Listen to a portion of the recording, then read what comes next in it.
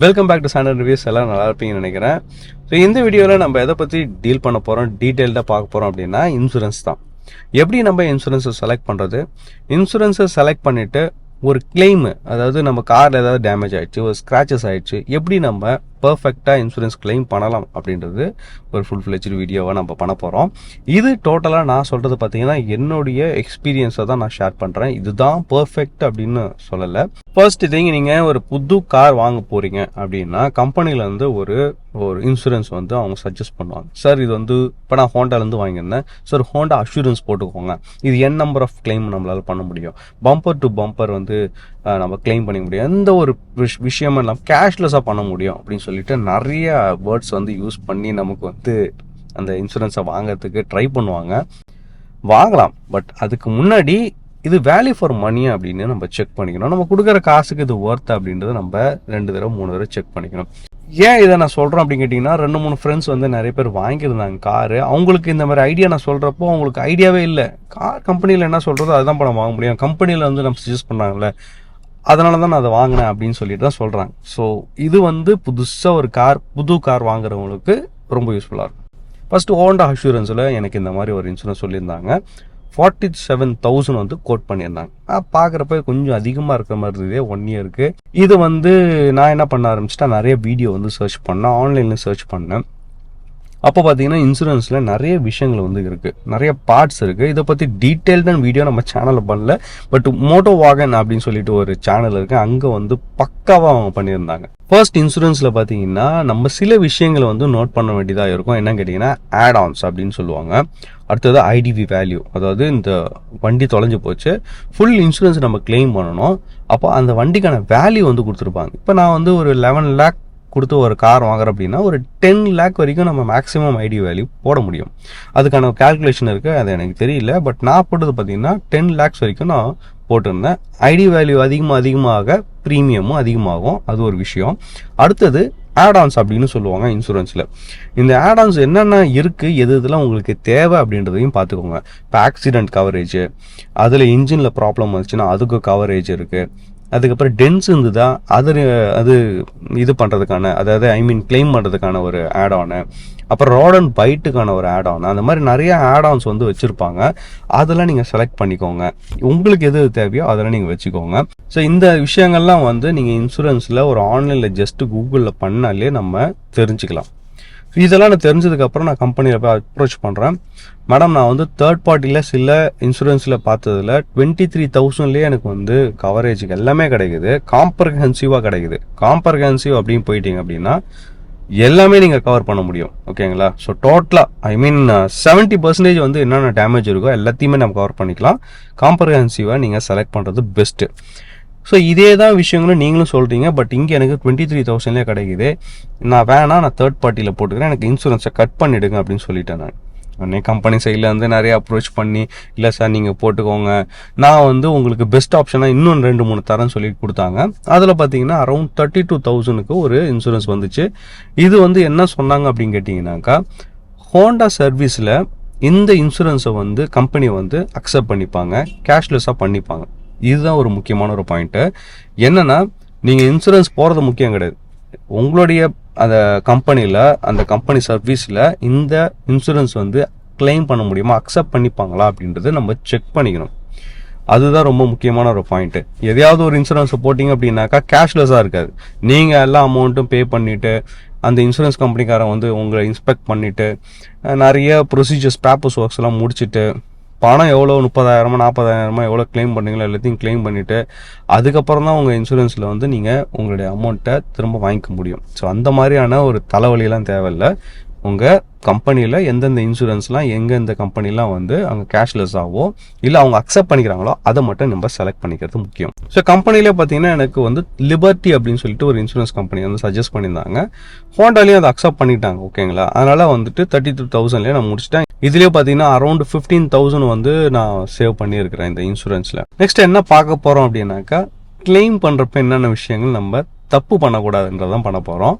அப்படியே என்னுடைய எக்ஸ்பீரியன்ஸும் சொல்கிறேன், என்ன பண்ணணும் என்ன பண்ணக்கூடாதுன்றதையும் உங்களுக்கு நான் ஷேர் பண்ணுறேன். ஃபர்ஸ்ட்டு கிளைம் நம்ம காரில் எப்போ பண்ணோம் அப்படின்னா, கார் வாங்கி 4th மந்த்லேயே வந்து ஒரு பெரிய ஒரு டென்ட் வந்து பின்னாடி வந்து போச்சு. இதை பார்த்த உடனே வந்துட்டு ஏன்டா கார் வாங்கினேன்னு ஆகி போயிடுச்சு. ஆனால் வந்துட்டு நீங்கள் போயிட்டு இதை ரெடி பண்ணணும்னு கேட்டிங்க அப்படின்னா சர்வீஸில் வந்து ஏகப்பட்ட செலவாகும். எனக்கு வந்து இது ப்ரியர் நாலேஜும் கிடையாது, எப்படி கிளைம் பண்ண போகிறதெல்லாம் கிடையாது. அப்படியே எடுத்துகிட்டு போனேன் ஹோண்டா சர்வீஸ் சென்டரில். இந்த மாதிரி ஒரு பெரிய டென்ட் ஆகிடுச்சு. எனக்கு வந்து 100% எப்படி இருந்ததோ அது மாதிரி எனக்கு ஒரிஜினாலிட்டி வேணும் அப்படின்னு சொல்லி கேட்டிருந்தேன். அவங்க என்ன சொன்னாங்க, நீங்கள் இன்சூரன்ஸில் போகிறீங்களா இல்லை தனியாகவே நீங்கள் வந்து பே பண்ணிக்க போகிறீங்களா அப்படின்னு கேட்டாங்க. நான் வந்து எனக்கு இன்சூரன்ஸில் தான் நான் போக போகிறேன், எனக்கு 100% எப்படி இருக்கோ அந்த மாதிரி தான் எனக்கு வேணும் அப்படின்னு சொல்லியிருந்தேன். அவங்க வந்துட்டு இனிஷியலாக செக்அப் பண்ணுவாங்க சார், கம்பெனியில் சைட்லேருந்து, அதாவது லிபர்ட்டி கம்பெனி சைட்லேருந்து உங்கள் காரை இன்ஸ்பெக்ட் பண்ணுவாங்க. இன்ஸ்பெக்ட் பண்ணிவிட்டு அதுக்கப்புறம் அப்ரூவல் கொடுத்துட்டாங்க அப்படின்னாக்கா நாங்கள் காரை வந்து ஸ்டார்ட் பண்ண ஆரம்பிச்சிருவோம் அப்படின்னு சொல்லியிருந்தாங்க. எனக்கு வந்து ஃபஸ்ட் டைம்ன்றதுனால ஒரு பயம் வந்து போச்சு. என்னடா அது இன்ஸ்பெக்ட்லாம் பண்ண போகிறோன்னு சொல்கிறாங்க, இது வந்து வேலைக்கு ஆகுமா இல்லையா அப்படின்னு தெரியல. சரி ஓகே, நம்ம மட்டும் ஸோ இன்சூரன்ஸ் போகாமல் எவ்வளோ செலவாகும் அப்படின்னு கேட்டால் அவங்க வந்து அரௌண்டு 15,000 to 17,000 ஆகும் அப்படின்னு சொல்லியிருந்தாங்க. அதை டென்ட்டை ரெடி பண்ணி அதுக்கப்புறம் அந்த இடத்துல மட்டும் வந்து பட்டி பார்த்து கலர் அடிக்கிறதுக்கு. கலர் அங்கே மட்டும் அடிக்க மாட்டாங்களாம், ஃபுல் அந்த ரியர் பம்பர்லேயுமே அடிப்பேன்னு சொல்லியிருந்தாங்க. அதுக்கு தான் சார் இவ்வளோ ரேட் அப்படின்னு சொல்லியிருந்தாங்க. இல்லை வேலை வேணாம், நான் சர்வீஸ் வந்து இன்சூரன்ஸ்லேயே ஃபுல் கிளைம் பண்ணணும் அப்படின்னு. உடனே எனக்கு திரும்ப ஒரு ஃபோன் கால் வந்தது. இந்த மாதிரி சார் அப்ரூவல் கொடுத்துட்டாங்க, நீங்கள் இன்சூரன்ஸ் கிளைம் பண்ணலாம். நீங்கள் வந்து இனிஷியலாக ஒரு 1,500 rupees வந்து பே பண்ணணும். மற்றபடி நீங்கள் எந்த ஒரு பேமெண்ட்டும் பண்ண தேவையில்லை. நீங்கள் வந்துட்டு எப்போ வண்டி எடுக்கிறீங்களோ அப்போ நீங்கள் பே பண்ணால் போதும் அப்படின்னு சொல்லியிருந்தாங்க. ஸோ டோட்டலாக என்னுடைய காஸ்ட் வந்து அந்த பில்லில் பார்த்தீங்கன்னா வந்து 17,000 வந்து கொடுத்துருந்தாங்க. இன்சூரன்ஸில் வந்து கிளைம் பண்ணியாச்சு. நான் வெறும் 1,500 ரூபா மட்டும்தான் கொடுத்துட்டு வந்தேன். இது வந்து ஒரு புது காரில் இந்த மாதிரி டென்ட் வந்த பார்த்தீங்கன்னா கண்டிப்பாக யாராலையும் அக்செப்ட் பண்ணிக்கவே முடியாது. இது வந்து நம்ம ஒரு 1,500 முடிச்சிட்டோமே, வேற லெவல். அதுக்கப்புறம் எந்த ஒரு விஷயம் நடந்தாலும் நம்ம காரில் இன்சூரன்ஸில் கிளைம் பண்ணிக்கலாம் அப்படின்னு சொல்லிட்டு ஒரு அசட்டு தைரியத்தில் இருந்துட்டேன். எல்லாமே எனக்கு பக்காவாக சர்வீஸில் மாற்றி கொடுத்துட்டாங்க. ஃபுல் பம்பரையுமே பின்னாடி வந்து அவங்க எடுத்து அதை ஸ்க்ராட்சில் போட்டு புதுசாக வந்து ஒரு பிளாக் கலரில் தான் இருக்கும். அதுக்கப்புறம் வந்து நமக்கு இந்த ஒயிட் மெட்டாலிக் கலரில் அவங்க பேர்ல் ஒயிட் கலரில் அடித்து கொடுப்பாங்க. பர்ஃபெக்டாக எனக்கு அடித்து கொடுத்தாச்சு. நான் ஐம் ஸோ சாட்டிஸ்ஃபைடு. நெக்ஸ்ட்டு வந்து பார்த்தீங்கன்னா இன்னும் ஒரு 4 month கழிச்சு பின்னாடி வந்து ரிவர்ஸ் எடுக்கிறப்போ ஒரு செவரில் நேராக போய் வந்து டச் பண்ணிட்டேன். டச் பண்ணதில் என்ன ஆயிடுச்சுன்னா மேலேயும் கீழேயும் பார்த்தீங்கன்னா ஒரு பெரிய லைன் வந்து போச்சு. நல்லா திடீராக உடச்சிட்டு வந்துடுச்சு. ஓகேங்களா, இதை எடுத்துகிட்டு போயிட்டு நான் என்ன பண்ணுறேன், திரும்பவும் ஹோண்டா சர்வீஸ் சென்டரில் கொடுத்துட்டு, சார் இந்த மாதிரி பின்னாடி இடிச்சிடுச்சு, எனக்கு வந்து இன்சூரன்ஸ் கிளைம் பண்ணி கொடுங்க அப்படின்னு சொல்லியிருந்தேன்.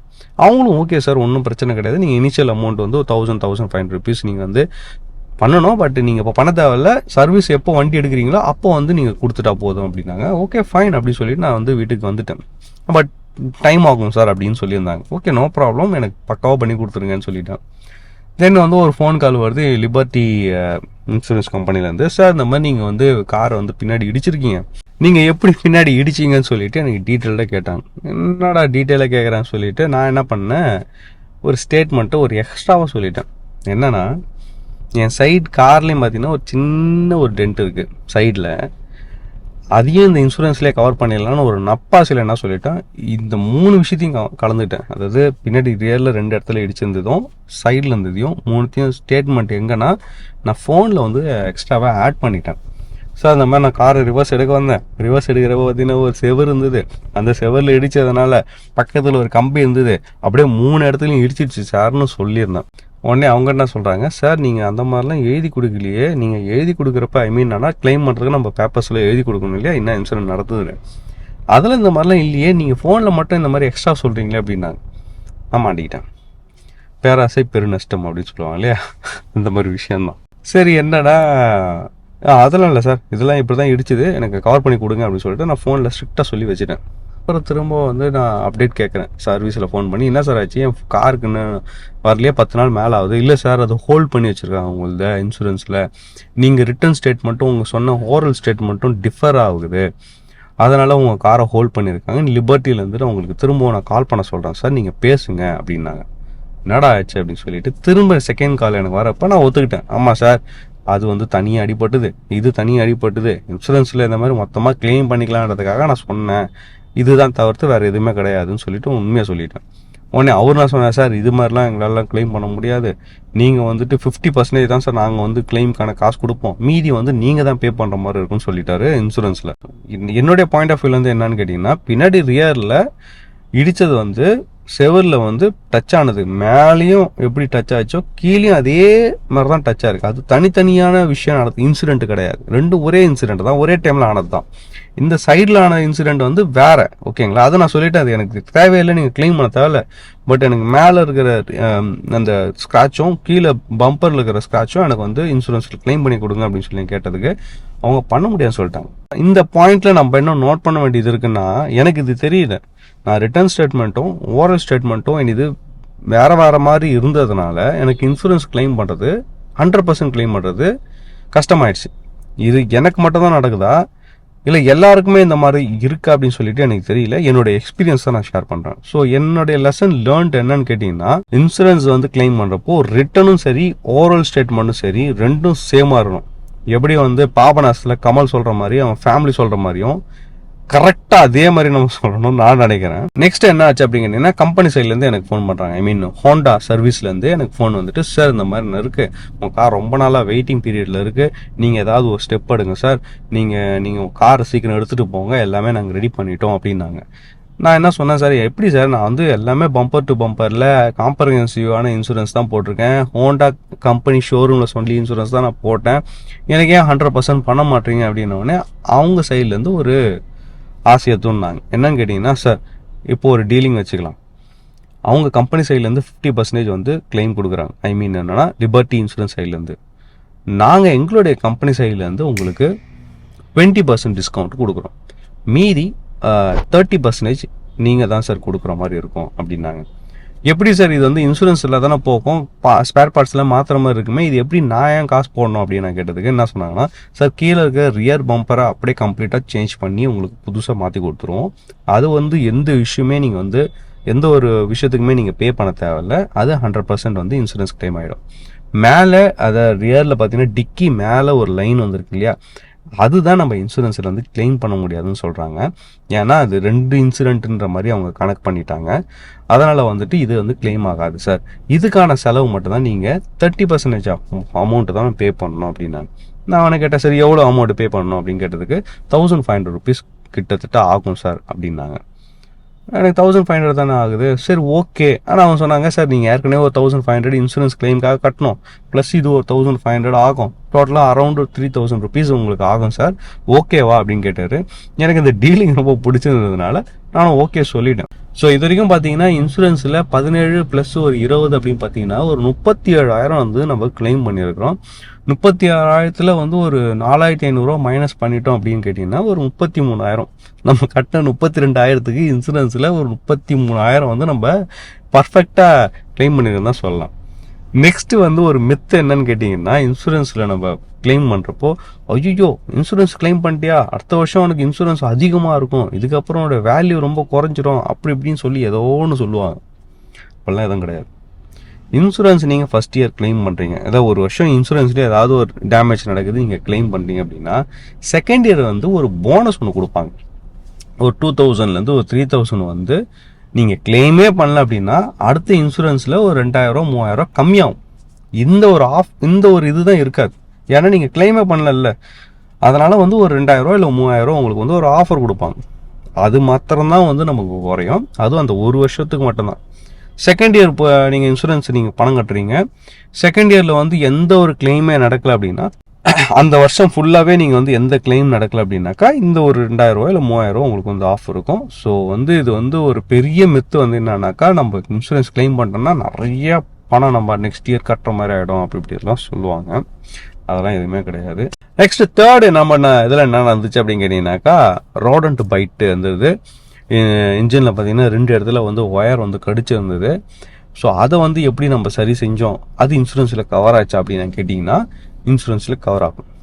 என்னுடைய இன்சூரன்ஸில் பார்த்தீங்கன்னா வருஷத்துக்கு ஒரு தடவை ராடன்ட் பைட்டுக்கு வந்து எலிஜிபிள் இருக்குது ஃபார் கிளைம். ஸோ இதில் நான் கேட்டேன், சார் எனக்கு வந்து இன்சூரன்ஸ்லேயே பண்ணிவிடுங்க, இது எல்லாமே சென்சாராக இருக்குது, நிறைய செலவாகும்னு அவர் சொல்லிட்டாங்க எங்கே சர்வீஸ் சென்டரில், எனக்கு வந்து இன்சூரன்ஸில் தான் நான் பண்ண போகிறேன் அப்படின்னு சொல்லிட்டேன். அவனை சொன்னேன், சார் நம்ம வந்து ஃபஸ்ட்டு செக் பண்ணுவோம், செக் பண்ணிவிட்டு ஸ்கேன் பண்ணிவிட்டு பெரிய இஷ்யூ அப்படின்னா நம்ம கிளைமுக்கு போகலாம், இல்லை ரொம்ப மீகரான ஒரு அமௌண்ட் அப்படின்னாக்கா நம்ம கிளைம் தேவையில்ல சார், நம்மளே ரெடி பண்ணிக்கலாம் அப்படின்னாங்க. நான் சொல்லிட்டேன், எனக்கு வந்து 3000 ரூபாய்க்கு நீங்கள் சொன்னால் கூட எனக்கு இன்சூரன்ஸில் தான் போகிறேன், நான் காசே கொடுக்க போகிறதில்ல அப்படின்னு சொல்லிட்டேன். நெக்ஸ்ட் வந்து ஒரு ஃபோன் கால் வந்தது. இந்த மாதிரி நீங்கள் ரோட் அண்ட் பைண்ட் கொடுத்துருந்தீங்க இல்லையா, நீங்கள் கிளைம் பண்ண தேவையில்ல சார், வெறும் 765 rupees தான் ஆகுது, இது இன்சூரன்ஸ் தேவையில்லை, நீங்களே பே பண்ணி எடுத்துக்கலான்னாங்க. லக்கிலி நம்மளுடைய அந்த எலி இருக்குது பார்த்தீங்களா, பெருசாக எதுவும் கிடைக்கல, ஒரு 2 ஒயரை மட்டும் கடிச்சிருந்தது, அதை சால்ட்ரிங் பண்ணி ஒரு டேப் மாதிரி சுற்றி வச்சுட்டாங்க. அதனால் நோ இஷ்யூஸ், ஒரு 765லேயே நமக்கு முடிஞ்சிருச்சு. பட் பெரிய ராட் அண்ட் பைட் இருந்தது, பெரிய மேசிவ் டேமேஜ் அப்படின்னா கண்டிப்பாக நம்ம இன்சூரன்ஸில் இந்த ரோட் அண்ட் பைட் கவரேஜ் இருக்கா அப்படின்றத நீங்கள் தெரிஞ்சுக்கோங்க. ஓகே கைஸ், இந்த வீடியோ வந்து கண்டிப்பாக உங்களுக்கு இன்சூரன்ஸ் ரிலேட்டடான ஒரு சில விஷயங்களை உங்களுக்கு தெரியாததை கொஞ்சம் சொல்லியிருப்பேன்னு நினைக்கிறேன். இது எல்லாமே நம்ம சொன்னது வந்து என்னுடைய லைஃப் எக்ஸ்பீரியன்ஸ் தான் நான் உங்களுக்கு ஷேர் பண்ணேன். இது வந்து எங்கேயுமே ரிட்டன் ஸ்கிரிப்டோ இல்லை எந்த ஒரு கம்பெனியுமே நமக்கு வந்து ஒரு பெய்டு வீடியோவும் கிடையாது. இந்த வீடியோ உங்களுக்கு பிடிச்சிருந்து அப்படின்னாக்கா ஒரு லைக் ஒன்று கொடுங்க. ஏன்னா லைக் நிறைய விழுந்தால் தான் வந்துட்டு நம்ம வீடியோ வந்து யூடியூப்பில் நிறைய பேருக்கு காமிக்குது அப்படின்னு சொல்கிறாங்க. அதுக்காக தான் சப்ஸ்கிரைப் பண்ணணும், நம்ம சேனலை வந்து தொடர்ந்து நீங்கள் பார்க்கணும் அப்படின்னு நினச்சிங்கன்னா பண்ணுங்கள். பட் லைக்கை மறக்காமல் தட்டி விட்டுட்டு போயிடுங்க. வேறு ஒரு இன்ட்ரெஸ்டிங்கான வீடியோவில் நான் உங்களுக்கு மீட் பண்ணுறேன். Stay tuned. சந்தன் ரிவ்யூஸ். பாய்.